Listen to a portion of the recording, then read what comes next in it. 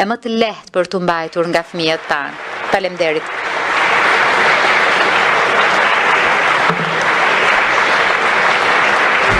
I feel deeply honored. Ndihem thellësisht e nderuar që gjendem mes jush sonte dhe sinqerisht jo krejt e sigurt që meritoj një hapësirë kaq të veçantë në një mbledhje kaq të veçantë. Faleminderit Fiona. Vërtet do të thot shumë që të konsiderohesh nga ti e denj për këtë detyrë dhe nuk mund të mos përmend një person tjetër mjaft të dashur këtë mbrëmje, një grua që e vlerësoj jo vetëm për thellësinë e saj të gjykimit, por mbi të gjitha për forcën e karakterit të saj. Ajo është Sherry Blair.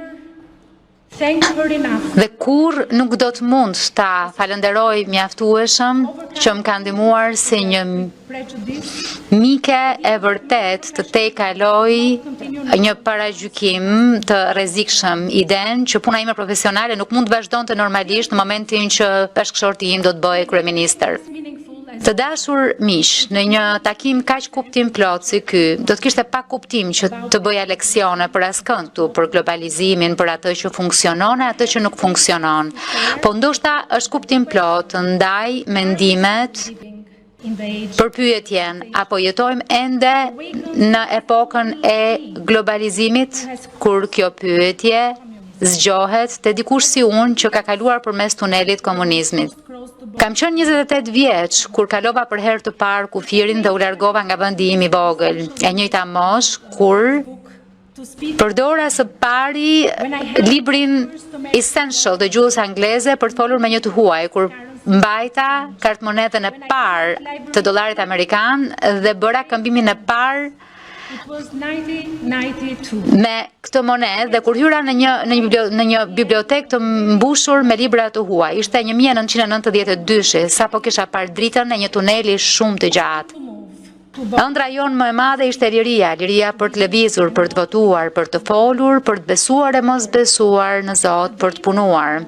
Ëndra e lirisë na kishte rrëmbyer tërësisht, edhe pse ende nuk e dinim ç'të bënim me të, apo se çfarë do sillte në jetën tona.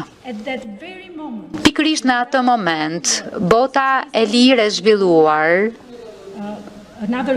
po ndiqte ëndrrën e saj të madhe që ishte globalizimi, një botë përtej fundit historisë, me asnjë ideologji pa mure, pa kufi, me liri më të madhe, me një jetesë më të mirë. Kujtesa e luftës dhe plagët e përçarjes madhe e bënin dëshirën për unitet e paqe edhe më të fortë mes kombeve. Kështu që ndërkohë që ne arratisteshim nga komunizmi dhe ndronim të bëheshim pjesë e botës suaj, ju ndronit fshatin global dhe me shpejtësi po e realizonit. Është e drejtë të thuash se askush prej nesh nuk ishte i ndërgjegjshëm se çfarë na priste. Për dikë që kish lindur në një vend që gjithmonë ka prodhuar më shumë histori sa mund të tretë.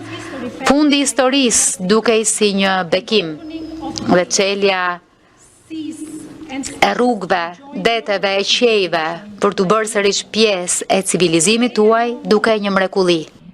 Sot di më shumë, të gjithë ne dim më shumë, dhe edhe pse nuk do të kthehesha kurrë pas, kthimi pas i historisë, me detrat e turbulluar, e qiejt e stuhishëm, e bëjnë rrugën përpara më pak të sigurt se sa ç'dukej më parë. Ne dim avantazhet e globalizimit që ka sjell njerëzimit e vendeve, i ka lidhur njerëzit në mënyra më parë të paimagjinueshme, ka bërë ekonomitë të prodhojnë më shumë, më mirë,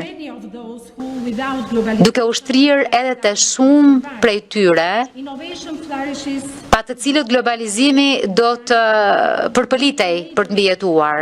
Inovacioni ulëzon përmes bashkëpunimit global në shkencë, në teknologji, duke sjell suksese të mëdha në mjekësi, energji të ripërtëritshme, komunikim. Muzika, filmi e arti rrugtojnë të lirë, duke mbartur talente, tingujt e histori për te kulturave duke na ndihmuar të kuptojmë e të njohim njëri tjetrin më mirë. Komunikimi është më i shpejtë e më i përhapur se sa kur më parë. interaction have deepened Kompjuterizimi përmes beyond res, gjithashtu edhe inteligjenca artificiale, ndërveprimi online kanë thelluar integrimin digjital për te çdo gjëje që kemi imagjinuar. Këto janë avantazhet që i lejojnë vendeve të vogla si Shqipëria të ndihen e të veprojnë the daughter pa kufi. who once said, Ashtu si I am Albanian, by citizenship I am Nën Tereza tha dikur, me gjak jam shqiptare, I belong to the world. në shtetësi indiane, por me thirrjen e brendshme përkas botës. Ajo na kujton se identiteti nuk është një mur, por një urë, Boundless, që përkatësia kur ndahet nuk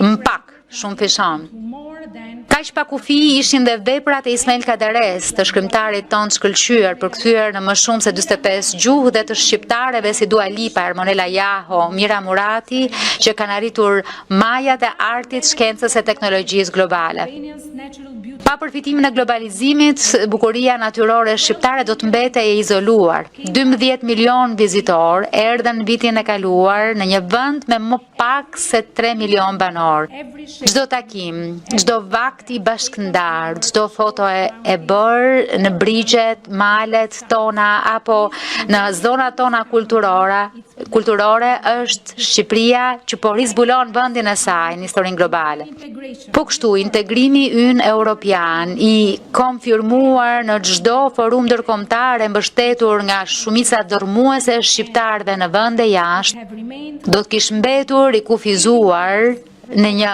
ëndër që zbehej nëse nuk do të kishim ndar forward motion that globalization ecurim e pareshtur përpara që solli globalizimi.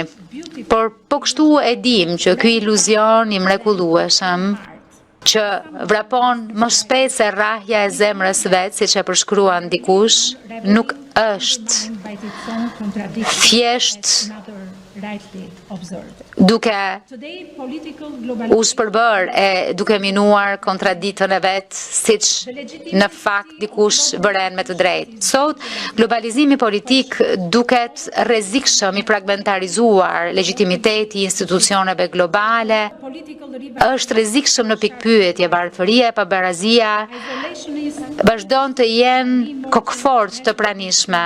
Rivalitetet gjeopolitike po rriten në mënyrë të ndjeshme. Prirjet izolacioniste po rishfaqen, ëndrat nacionaliste po dalin sërish në sipërfaqe. Luftrat po përhapen e ndikimet e tyre përtej kufive. Lëvizjet anti-migrante po rriten.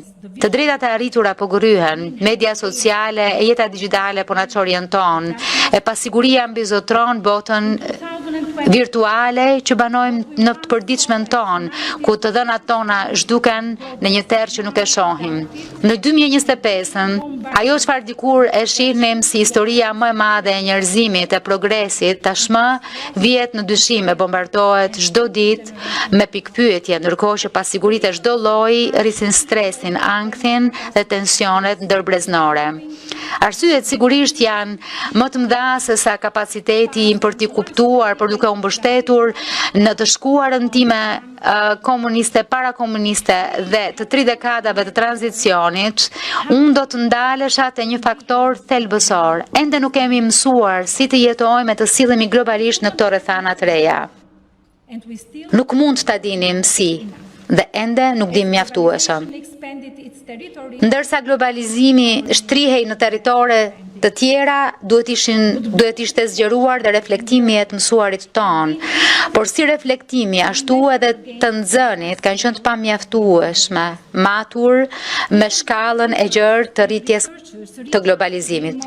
Edhe pse mendimtarët e studiuesit mrinte ne sot më me lehtësi përmes media sociale, podcasteve dhe programeve të panumërta, ne dëgjojmë shumë pak filozofët, ekonomistët, sociologët, psikologët, ekspertët e teknologjisë, lingvistët apo doktorët. Dëgjojmë edhe më pak njerëzit e zakonshëm dhe betejat e tyre të përditshme. Kësaj përpiqemi të menaxhojmë një botë tejet komplekse e dinamike, me praktika, bindje e kufizimet e së shkuarës në vend që të kuptojmë, të mësojmë e të përshtatemi së bashku me të. Apo jetojmë ende në epokën e globalizimit? Po jetojmë, sepse ashtu siç thot Tony Blair, globalizimi nuk është një zgjedhje, është realitet. Për ta përmbyllur, ndërkohë që përgatisja këto fjalë, nuk mundesha përpos të hiqja një paralele midis skenës së sotme të globalizimit të mbushur për plot me sfida e pikpyetje dhe çantës së shkollës së Zahos, djalit tim 11 vjeçar. A ju kujtohet si në brezin ton, çantat e shkollës i mbanim në dorë, japse quheshin çanta dore shkolle, ndërkohë që sot asnjë fëmijë nuk e mban në dorë çantën e shkollës. I mbajnë në shpinë të gjithë.